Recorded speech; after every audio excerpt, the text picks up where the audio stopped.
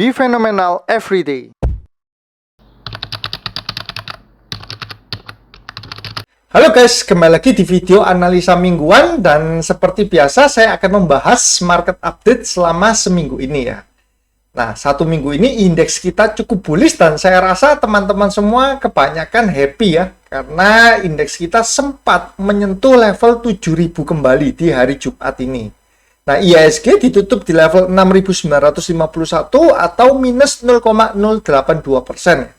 Selama satu minggu kemarin, indeks kita mengalami peningkatan ya dari level 6.800-an dan ditutup di level sekitar 6.951. Pergerakan asing sendiri, asing di hari Jumat tercatat melakukan net buy sebanyak 529 miliar ya. Namun selama satu minggu asing masih membukukan outflow sebanyak minus 488 M.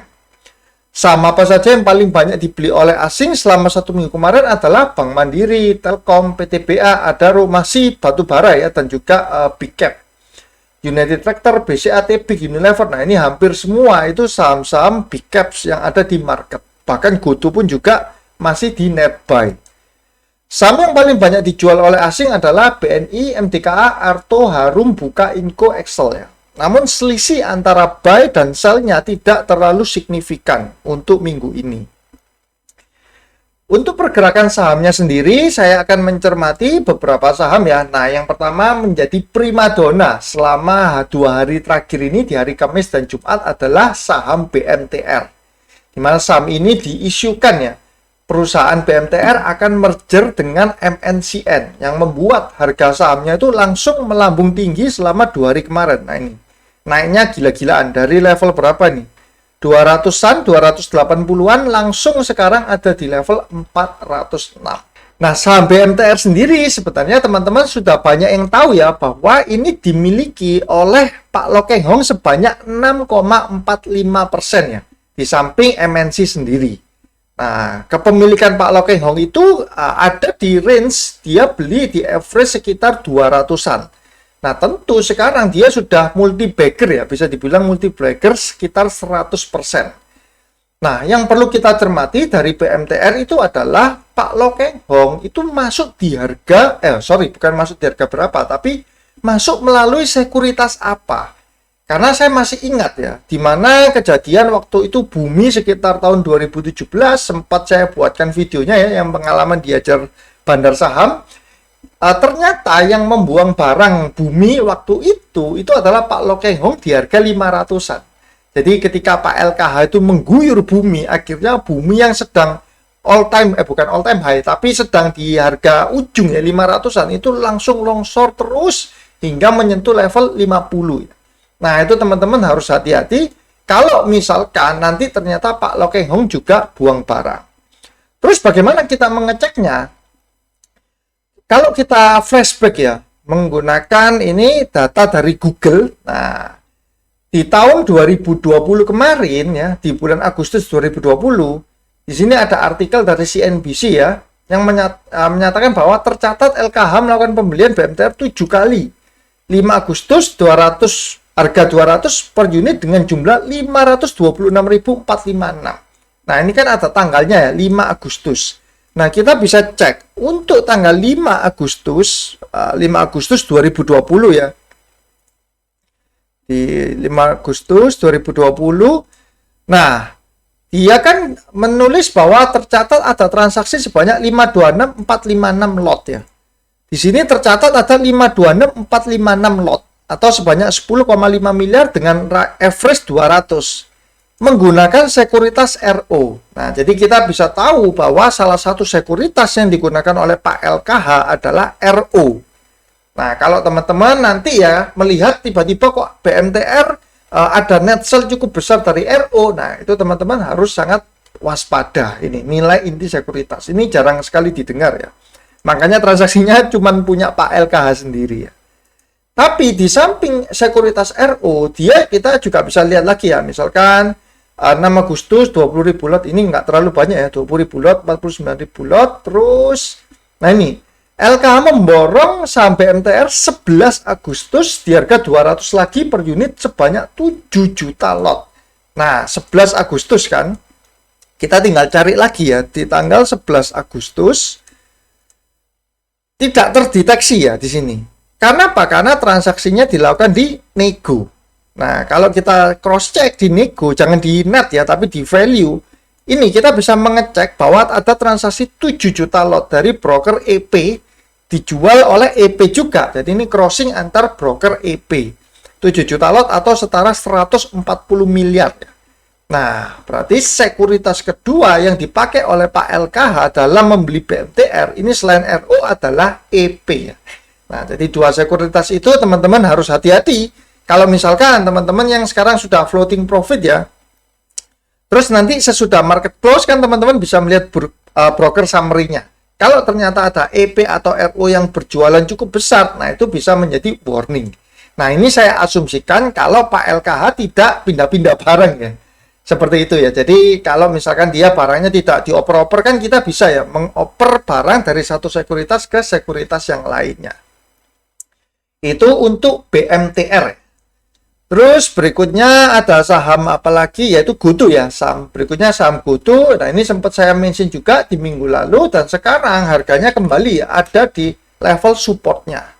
GoTo menjadi salah satu tulang punggung dari indeks kita IHSG, di mana kalau GoTo-nya itu amblas, tentu indeks kita juga akan keseret ya. Karena market cap-nya yang sangat besar ya. Mencapai 400 triliun.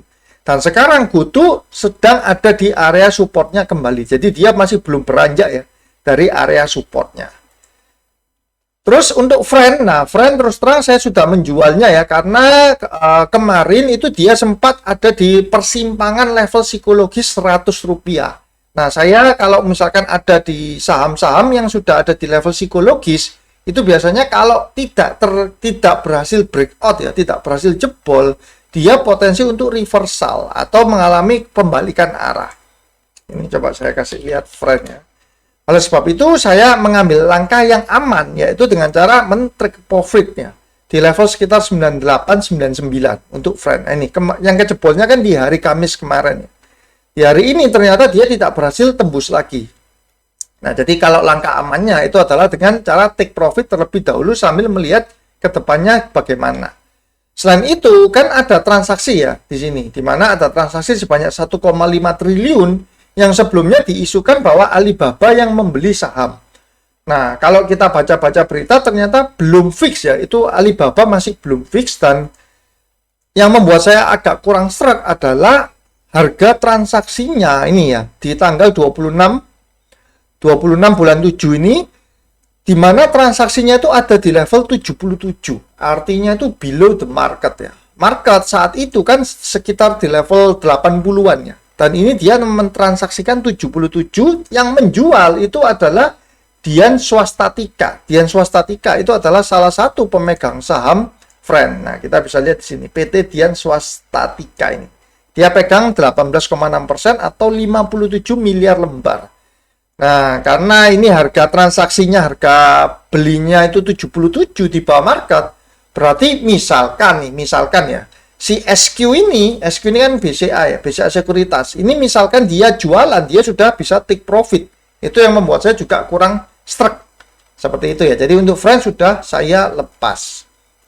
Berikutnya untuk Antam dan Harum, teman-teman yang ikut di video minggu lalu saya dan ikut membeli, saya yakin sekarang juga sama, ada di floating profit sekitar 8 hingga 9%-an ya. Dan kondisi sekarang memang di hari Jumat ini ada koreksi ya, ada koreksi untuk Antam 2,3%, Harumnya tidak terlalu bergerak. Nah, kalau seperti ini teman-teman mungkin lebih bijak untuk memasang trailing stop, karena sebenarnya dua saham ini itu masih di bawah MA 200-nya ya, baik untuk Antam dan Harum. Jadi ya lumayan ya, kapan hari saya terkena stop loss ini, waktu dikena support ini saya terkena stop loss dan ternyata dengan kenaikan ini sudah berhasil mendapat profit lagi ya. Tinggal kita jaga profitnya dengan cara trailing stop. Ini, jadi MA 200-nya kalau untuk Antam di 2248 ya. Kalau untuk Harum ada di level sekitar 2000 ya.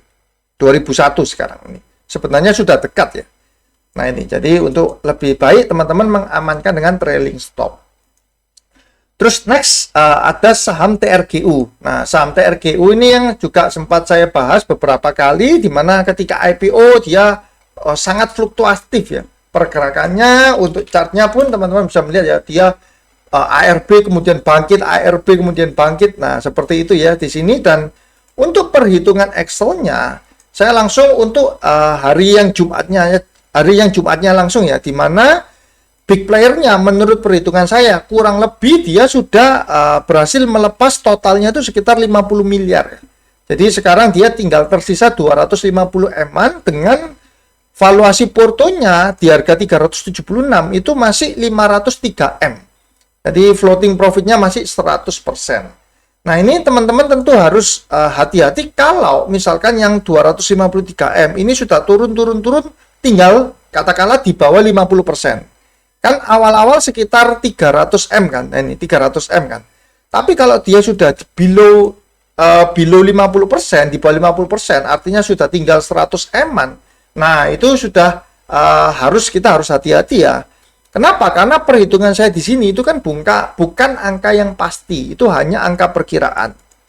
Contohnya seperti ini. Misalkan untuk saham TRGU ya. Nah, ini ya. Kalau sejak IPO hingga tanggal 29 saya tarik datanya, maka teman-teman bisa melihat ya, MG ada jualan minus 17,7 M, IN minus 13,1, HD minus 9,5, dan saya rasa kemungkinan top 3 ini adalah satu pihak ya. Tapi teman-teman harus tahu ya, kelihatannya kan kecil ya, cuma di 17,7, 13 M dari 300 M ya. Tapi kalau teman-teman bukan dari net, tapi dari value, ini sudah 500 M. Jadi kita tidak bisa tahu pasti di angka 489 dan 500 M ini sudah terjadi berapa yang benar-benar sudah dibuang. Oleh karena itu saya bilang bahwa kalau sudah mendekati di bawah 50% artinya sudah ini angkanya sudah angka 100 M-an. Nah, itu sudah harus hati-hati. Dan saham kalau sudah IPO seperti ini lebih baik bukan untuk hold-holdan ya, tapi lebih baik kita untuk scalping saja. Dan memang salah satu strategi saya di saham TRGU ini adalah ketika MG di akhir hari misalkan ya, MG terlihat melepas barang. Nah, biasanya besoknya itu saya akan antri di ARB dan untuk scalping saja. Seperti itu ya. Untuk saham TRGU. P1 tidak terlalu bergerak ya, masih sama di bawah EMA 200-nya juga. Ini saya masih ada, nggak terlalu saya otak-atik karena portfolio saya pun kan saya di minggu lalu view saya adalah IHSG akan bullish ya. Jadi porto saya sebenarnya sudah hampir penuh, dan sekarang memang karena ada friend yang lepas ini saya juga sedang mencari barang untuk menggantikan posisi si friend. Terus ada saham apa yang menarik lagi itu adalah ini saya lihat di ADMF, Adira Multi Finance ya. ADMF dia sempat menyentuh di MA 200-nya, kemudian dia mulai membentuk ada perlawanan untuk uptrend. Dan laporan keuangannya terakhir pun dia juga ada kinerja yang cukup oke ya. Ini teman-teman bisa melihat laporan keuangan kan sudah banyak sekali yang keluar ya. Secara kinerja pun si ADMF ini juga tergolong bagus. Oh, bentar, ini yang full ya, jangan yang financial statement saja. Nah, ini. Langsung kita lihat di financial statement-nya saja. ADMF ya. Laba rugi. Nah, ini ya, 660 miliar berbanding 470 M. Jadi dia secara laba pun ada peningkatan, dan untuk secara pergerakan harganya pun, nah, jadi belum mengalami kenaikan yang signifikan. Nah, ini teman-teman bisa melihat ya, dengan fundamentalnya pun dia tidak tergolong emiten yang overvalue ya, dengan book value 0,8 kali dan PI 6,18 kali. Kalau kita lihat chartnya di sini, si ADMF, nah ini, ya sempat menyentuh EMA 200 dan mengalami potensi untuk rally up ya. Salah satu kendala di saham ADMF ini adalah dari sizing-nya. Kenapa? Karena sizing di ADMF ini kita tidak bisa terlalu besar. Nah, teman-teman bisa melihat ya, untuk volumenya satu hari transaksinya aja hanya 1,4 miliar ya. Kita bisa cek ya, misalkan ADMF untuk hari ini. Nah, ini Satu hari ini net buy-nya cuma YP 260 juta, SQ 148, sell-nya cuma 100 juta, 100 juta. Jadi teman-teman kalau masuk di saham seperti ini memang tidak bisa size yang besar ya. Kalaupun mau masuk besar pun ya harus cicil dengan sistem beli secara bertahap. Oke, sekarang saya akan membahas untuk laporan keuangan yang sudah keluar ya. Jadi karena di minggu ini atau di akhir bulan Juli ini sudah cukup banyak ya emiten-emiten yang merilis Q2-nya. Nah, teman-teman bisa cek di sini ya. Nah, ini sudah cukup banyak sekali dan sampai ini sampai 30 halaman sudahnya. Nah, jadi kita wajib melihat ya apa saja sih yang kinerjanya itu bagus. Ini yang dirilis di tanggal 28 Juli 2022 ya. Yang saya bold kuning artinya dia kinerjanya positif cukup jauh ya. Contohnya misalkan AGRS. Sekarang Q2 2022 40,58 M labanya berbanding minus 14,8 M di tahun yang lalu. Nah ini, terus kemudian ada Auto yang sekarang 432 M berbanding tahun lalu 267 M. Jadi kenaikannya kan signifikan, yang besar-besar kenaikannya saya kasih ini highlight warna kuning ya. Jadi teman-teman kalau ada yang pegang berdasarkan fundamental, teman-teman bisa cek dulu. Terutama kan yang pertama kita cek adalah labanya bagaimana, perkembangan labanya apakah lebih baik dari tahun lalu atau tidak. Jadi ini sudah saya highlightkan. Yang merah itu artinya dia malah merugi ya, di tahun 2022 ini. Teman-teman bisa melihat ya, jarang sekali ya yang merugi dari semua ini hanya ada 1, 2, 3, hanya ada 4 emiten. Yang lainnya positif semua. Terus ini ada BVIN, ada BES, ada ESA, MCOL, SGRO. Nah, SGRO ini salah satu emiten CPO favorit saya ya.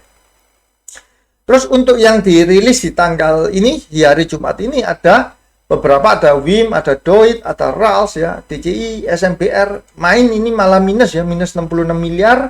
BPKP ini yang cukup parah, minusnya 3,3 triliun ya. Nah ini coba kita cek sebentar untuk BPKP. Ini di sini harganya pun langsung terkoreksi ya. Ini mengapa kok? Jadi kadang kita berpikiran bahwa fundamental itu belum tentu mencerminkan harga sahamnya ya. Tapi analisa fundamental itu sebenarnya itu juga paling mendekati lah ya untuk pergerakan sahamnya. Seperti contohnya di BPKP ini, ketika keluar laporan keuangannya itu hancur ya, minus 3 triliun, atau Q1-nya kan sudah minus 1,3 triliun ya, Q2-nya minus 3,3 triliun. Harga sahamnya pun ikut longsor. Demikian juga seperti emiten untuk contohnya rokok ya. Rokok kan labanya tergerus semua. Nah ini, HMSP sudah keluar kan, Q2-nya tinggal 3 triliun, di mana tahun lalu itu 4 triliun. Artinya ada pengurangan 1 triliun. Direspon market bagaimana? Ini langsung ngedrop juga harga sahamnya. Sama seperti si GGRM. GGRM juga, dia labanya tinggal 956 miliar ya. Padahal tahun lalu 2,3 triliun. Akhirnya market juga merespon, harga sahamnya drop. Ini salah satu mengapa kok fundamental sendiri itu yang paling mendekati realita pergerakan harganya. Saya berbicara bukan berarti semua perusahaan yang mencetak laba tinggi harga sahamnya akan naik ya, belum tentu kan. Bisa jadi perusahaan labanya minus tapi kalau digoreng ya bisa tetap saja naik. Namun untuk big cap seperti ini kebanyakan ya tergantung performa perusahaannya. Dan untuk GGRM dan HMSP sebenarnya walaupun dia terkena tekanan seperti ini, kalau teman-teman yakin ya dengan kalau GCG-nya saya rasa sudah proven lah kedua perusahaan ini ya, GGRM dan HMSP. Kalau teman-teman yakin dengan industrinya, industri rokok ini akan terus ada, sekarang ini adalah salah satu all-time low-nya dari dua emiten ini. Baik GGRM maupun HMSP. Nah ini sudah, kapan hari kan supportnya di 30.000, sekarang sudah dijebol tinggal 27.000 untuk GGRM. Ini sudah lebih rendah dibanding Maret 2020 yang pandemi COVID. Mana yang pandemi COVID kemarin itu? Nah ini Maret 2020 itu masih 32.000 dan sekarang GGRM itu ada di level 27.000. Nah ini tekanan yang sangat luar biasa. Kalau misalkan pemerintah terus menaikkan cukai rokok ya, sehingga pajaknya pun juga ikut naik, kemudian labanya tergerus terus menerus, Wah, ini bisa membunuh industri ini. Tapi kok saya rasa karena sektor rokok ini sudah terlalu banyak ya karyawannya, jumlah karyawannya kan sangat banyak, sehingga jumlah pekerjanya, tanggung jawab keluarganya itu begitu besar. Kalau industri ini mau sampai mati itu sangat susah. Itu menurut saya. Tapi ini takes time untuk bisa kembali pulih secara industrinya.